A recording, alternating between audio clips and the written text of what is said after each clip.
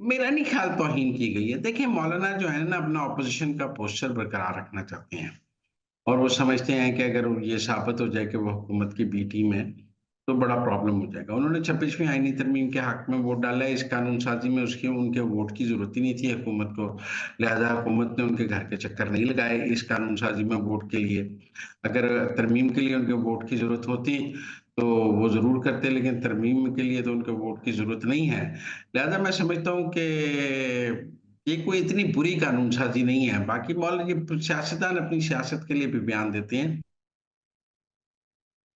साज़ी की कोई भी मुखालफत कर सकता है। ये पॉज़िटिव कानून साज़ी है। सर बुशरा बीबी आज इस्लामाबाद में डिस्ट्रिक्ट एंड सेशन कोर्ट में पेश हुई हैं और उनकी जानिब से कहा गया इंसाफ तो मिलता ही नहीं है यहाँ पर और मैं दोबारा नहीं आऊंगी, ये कहते हुए वो आपदीद आऊंगी। इस मुतालिक आप क्या कहेंगे? इस तमाम वाक़े को आप कैसे डिस्क्राइब करेंगे? बस वो कहती होती थी ना, अरसलान बेटा इसको गद्दारी से जोड़ दो। अरसलान बेटा इसको गद्दारी से जोड़ दो। जब वो लोगों को गद्दार बना रही थी तो उन्हें नहीं पता था कि एक दिन बुरा वक्त उन पे भी आ जाना है। जब वो अपने बनीगाला के कंट्रोलर को फारिग कर रही थी कि दफ्तर में आने वाले तोशा खाना के तहफ़ की आपने तस्वीरें क्यों बनाई हैं और उसको पुलिस के भी हवाले कर रही थी और उसको फारिग कर रही थी, तब ये याद नहीं था कि एक वक्त आपका भी आना है। बाकी बुशरा बीबी अगर साथ देना चाहती हैं तो फराह गोगी को वापस पाकिस्तान बुला लें, जुल्फी बुखारी को पाकिस्तान बुला लें और हिसाब दे दें। बाकी ये तो उनका अख्तियार नहीं है ना कि वो पाकिस्तान दोबारा अदालत में दोबारा नहीं आएँगे। अदालत में दोबारा नहीं आएँगे तो उनके वारंट निकल आएँगे। वारंट निकल आएँगे तो गिरफ्तार हो जाएँगी। लिहाज़ा मुझे नहीं लगता कि उनके आंसुओं का सबको पता है कि वो एक सियासी खातून हैं। वो केपी में सियासत के लिए बैठी हैं और वो सियासत करना चाहती हैं। ये आंसू भी वो अपनी पॉलिटिकल जो है मज़लूमियत पैदा करने के लिए कर रही हैं कि उनके साथ बहुत ज़ुल्म हुआ है। पीटीआई के लोग समझ भी सकते होंगे कि उनके साथ जुल्म हुआ है, लेकिन उन्होंने पाकिस्तान की सियासत में जो किरदार अदा किया है, अरसलान बेटा गद्दारी से जोड़ दो और मेरा मतलब है कि तस्वीरें क्यों बनाई हैं, उनकी काफ़ी ऑडियोज़ इस हवाले से मौजूद हैं, जो उनके एक आमराना किरदार की वज़ाहत करती हैं। बारी-बारी देखते हैं। सबसे पहले तो आर्मी सर्विसेज़ चीफ्स की मुद्दत 5 साल करने के बाद। टेक्निकली तो आप देखें, अब हर आर्मी चीफ जो है एक्सटेंशन लेता है।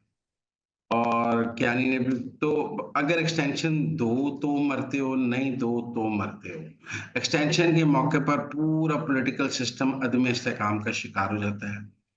लेने के लिए भी बाजू मरोड़े जाते हैं और ना देने के लिए भी बाजू मरोड़े जाते हैं।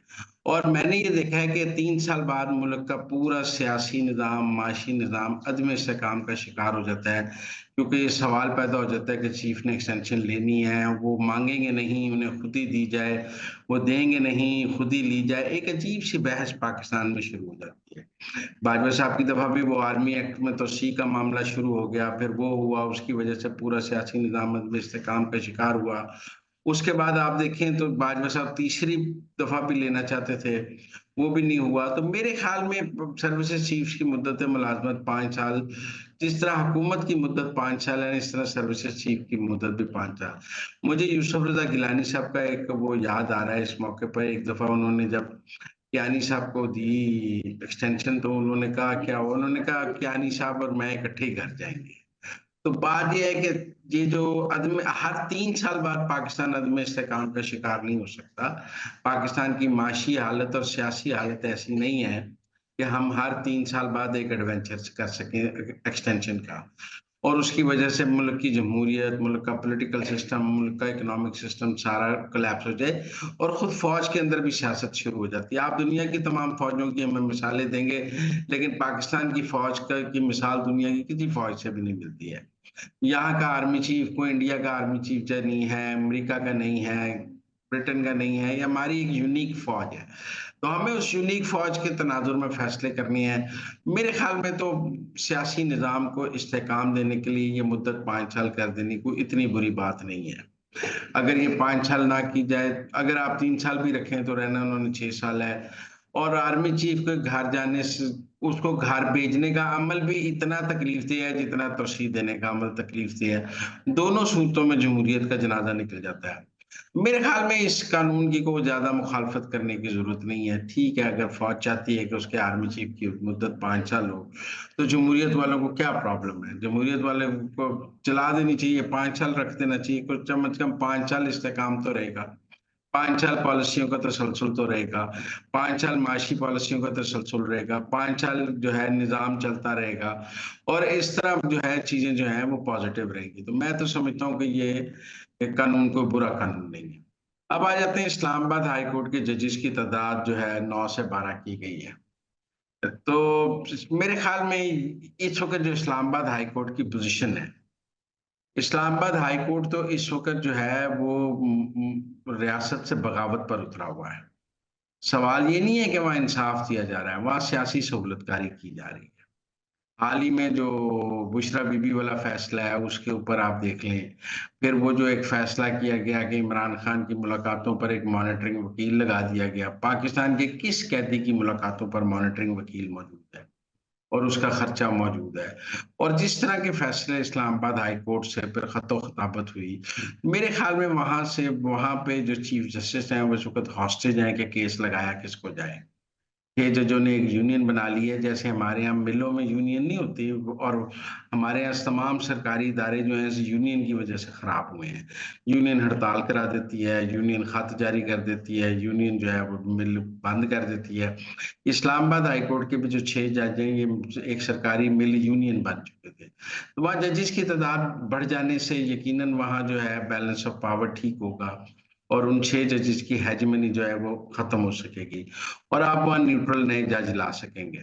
मेरे ख्याल में ये भी वक़्त की ज़रूरत थी क्योंकि इस वक़्त इस्लामाबाद हाई कोर्ट तो बिल्कुल किसी की नहीं सुन रहा और वो निज़ाम से बिल्कुल बाग़ियाना उसका एक जो है रद्द-ए-अमल और तसलसल है।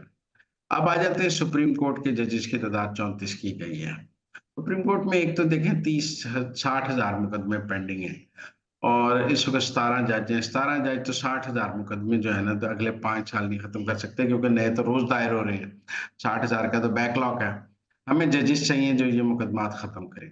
फिर आईनी बेंचेस भी बननी है और आईनी बेंचेस में भी 15-16 जजेस लग जाएँगे। तो 34 की तादाद बढ़ा के आपने आईनी बेंचेस में जब जजेस जाएँगे तो उसके बाद आम मुकदमात के लिए भी जजेस अवेलेबल होंगे।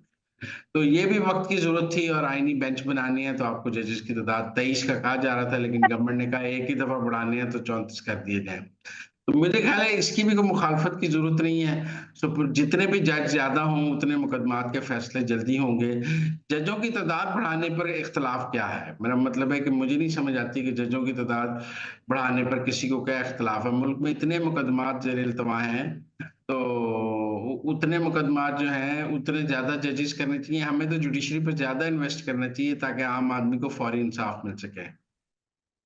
सर यहाँ पर जी। आपसे बात करना चाहूंगी, आपको क्या लगता है कि एनी बेंच का सरबराह कौन होगा, किसके सर ये डेरा सजेगा? जुडिशियल कमीशन का कल इजलास है और जुडिशियल कमीशन के इजलास में अब तो पीटीआई भी बैठ रही है और पीटीआई ने अपने नाम दिए हैं जुडिशियल कमीशन के इजलास के लिए। मुझे अमीनुद्दीन साहब का ज़्यादा चांस लगता है और अमीनुद्दीन साहब के आईनी बेंच के सरबराह होने का ज़्यादा चांस मुझे लगता है कि वो बन जाएँगे। लेकिन अब देखने की बात है हुकूमत ने प्रैक्टिस एंड प्रोसीजर बिल में भी अमेंडमेंट कर दी है। वो जो ऑर्डिनेंस जारी किया था उसको अब कानून बना दिया है। अब चीफ जस्टिस का इख्तियार है कि वो प्रैक्टिस एंड प्रोसीजर कमेटी में तीसरा जज अपनी मर्ज़ी का रख सकते हैं। वो चाहें तो मुनीब अख्तर को रखें, चाहें तो ना रखें। मेरे ख़्याल में उससे चीफ जस्टिस की एम्पावरमेंट होगी और चीफ जस्टिस जो इस वक़्त हॉस्टेज